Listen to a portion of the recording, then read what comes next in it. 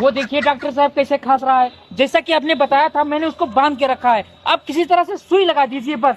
अबे तू टेंशन मत ले, इस बार तो साले को सुई लगा कर रहूंगा। ये मेरे साथ कंपाउंडर है ना, ऐसे ऐसे मरीज को रोज पकड़ता है। चलो भाई। अबे कंपाउंडर पकड़ इसको। हट हट हट।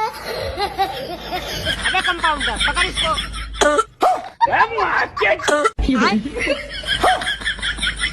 साला तुम कौन बात के कंपाउंडर हो? पकड़ो उसको। और अभी तो रुको,